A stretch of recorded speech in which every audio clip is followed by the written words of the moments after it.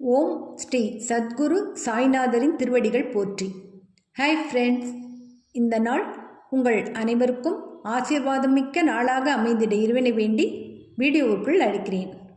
நாம் ஸ்ரீ சாயி சச்சரிதம் 15வது அத்தியாயம் சென்ற வீடியோவில் பாபா தாஸ்கனுவிற்கு கீர்த்தனை செய்யும் போது எப்படி உடுத்த வேண்டும் என்ற அறிவுரையும், சோல்கர் என்னும் பக்தர் தன் பிரார்த்தனை நிறைவேற்றி பாபாவிற்கு நன்றி கூறும் பொருட்டு ஷீரடி செல்ல தன் உணவிலும் தேநீரிலும் சர்க்கரை சேர்க்காமல் சிக்கனம் கடைபிடித்து ஷீரடிக்கு சென்றதையும், ஆனால் அனைத்தும் அறிந்த பாபா அவர் உள்ளத்தை அறிந்து அவரை முழுமையாக ஆசீர்வதித்ததையும், மனிதர்கள் எண்ணங்கள் மட்டுமின்றி பிற உயிரினங்களின் எண்ணங்களையும் ஊடுருவி பார்க்கும் பாபா பல்லி எழுப்பிய ஒலிக்கு அவுரங்காபாத்திலிருந்து வரப்போகும் தன் சகோதரியை நினைத்து மகிழ்ச்சியை வெளிப்படுத்துகிறது என்று கூறி அனைவரும் வியப்பில் ஆழ்த்தியதையும் கண்டோம்.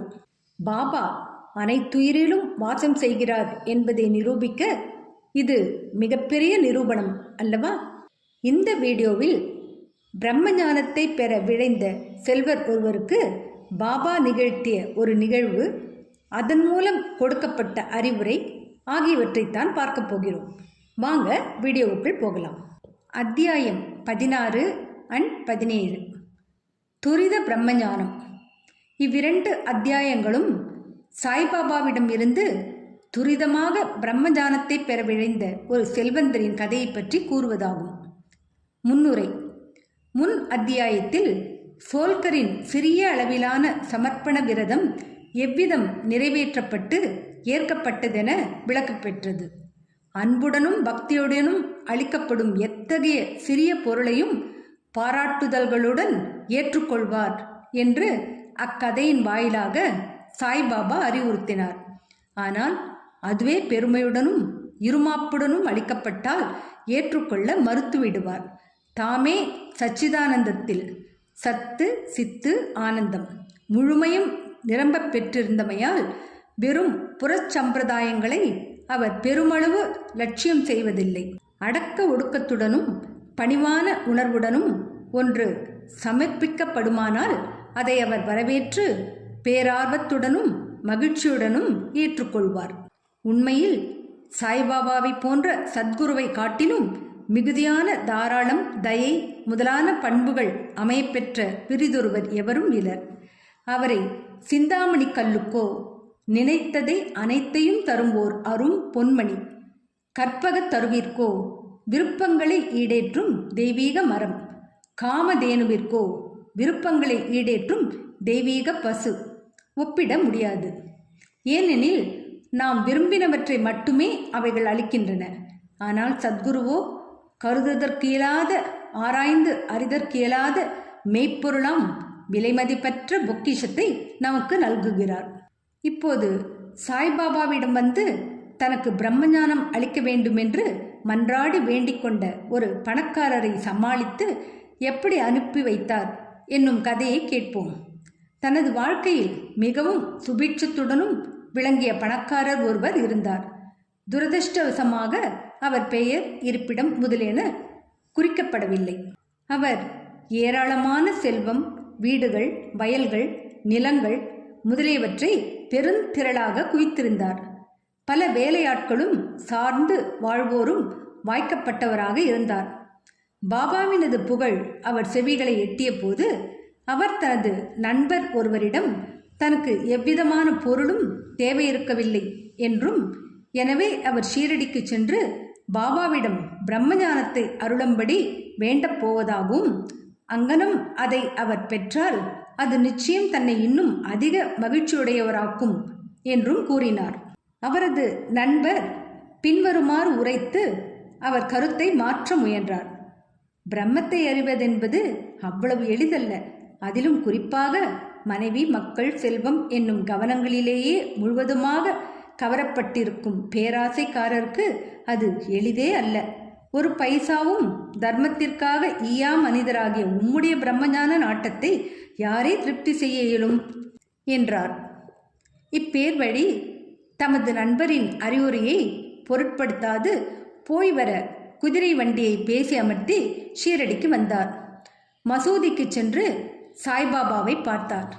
அவர் பாதங்களில் வீழ்ந்து கூறினார், பாபா, இங்கு வருவோர் அனைவருக்கும் எவ்வித தாமதமும் இன்றி தாங்கள் பிரம்மத்தை காண்பிக்கிறீர்கள் என்று கேள்விப்பட்டு தொலைவில் உள்ள எனது இடத்திலிருந்து இங்கு நான் வந்திருக்கிறேன். எனது பிரயாணத்தால் மிகவும் களைப்படைந்துள்ளேன். நான் தங்களிடமிருந்து பிரம்மத்தை பெறுவேனாகில் எனது கடின முயற்சிகள் எல்லாம் நன்றாக ஊதியம் அளிக்கப்பட்டு பரிசு நல்கப்பட்டவை ஆகும். பாபா அப்போது கூறியதாவது, ஓ எனது அருமை நண்பனே, ஏங்கி கவலையுறாதே, நான் உடனேயே உனக்கு பிரம்மத்தை காண்பிக்கிறேன்.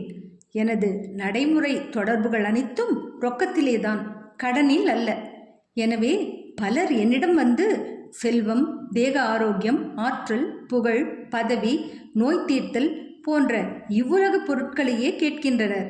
இங்கு வந்து பிரம்மஞானத்தை கேட்பவர் அரிது.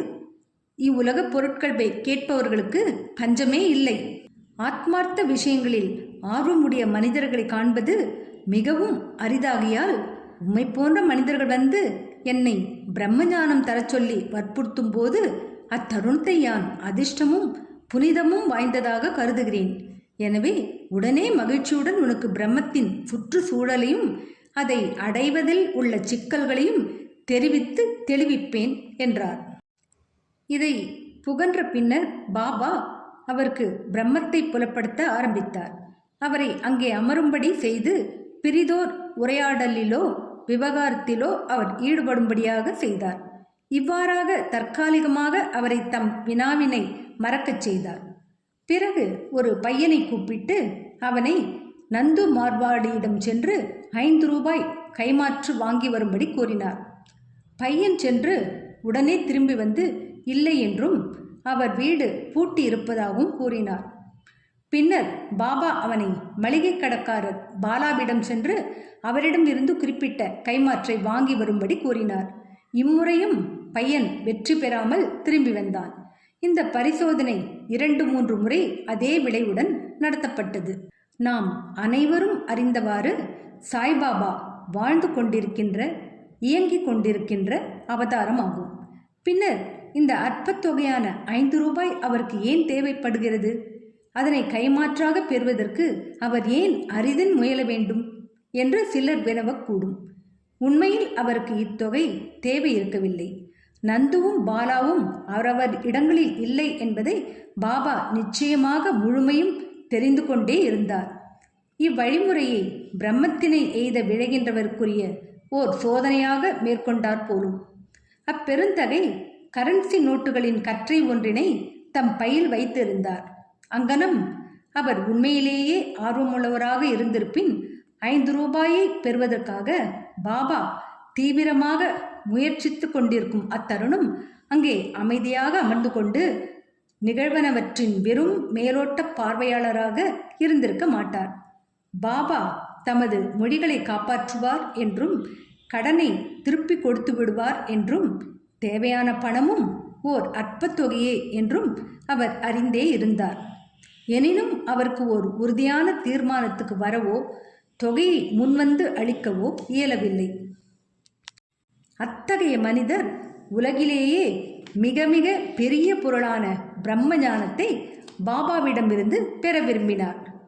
பாபாவிடம் அன்பு பூண்ட வேறெந்த மனிதனும் சும்மா பார்த்து கொண்டிருப்பதற்கு பதிலாக உடனடியாக பாபாவுக்கு 5 ரூபாயை அளித்து இருப்பான். இம்மனிதரின் இயல்போ வேறானதாக இருந்தது. அவர் எவ்வித பணமும் கொடுக்கவில்லை, அமைதியாகவும் அமர்ந்திருக்கவில்லை. திரும்பிச் செல்வதற்கு பதட்டமாக இருந்தமையால் பொறுமை இழக்கத் தொடங்கினார். பாபாவிடம் மன்றாடி, ஓ பாபா, தயவுசெய்து சீக்கிரம் எனக்கு பிரம்மத்தை காண்பியுங்கள் என்று கேட்டுக்கொண்டார்.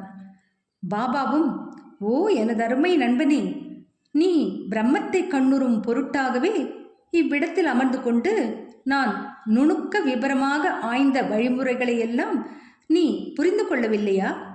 சுருக்கமாக அவை இவ்வாறானதாகும். பிரம்மத்தினை கண்டு உணர்வதற்கு ஒருவன் 5 பொருட்களை கொடுக்க வேண்டும். என்ன 5 பொருட்கள்? அடுத்த வீடியோவில் காண்போம். பாபா கூறிய பிரம்ம ஞானத்தின் விளக்கத்தை நாமும் நிதானித்து கேட்டு உள்வாங்கி நம் இதயத்தில் பதித்து கொள்வோம். அதுவே நமக்கு நலம் பயப்பதாக இருக்கும்.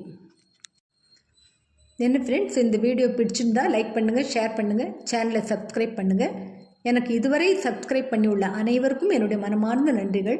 மீண்டும் அடுத்த வீடியோவில் சந்திக்கும் வரை உங்கள் அனைவருக்கும் நன்றி கூறி விடைபெறுகிறேன். வணக்கம்.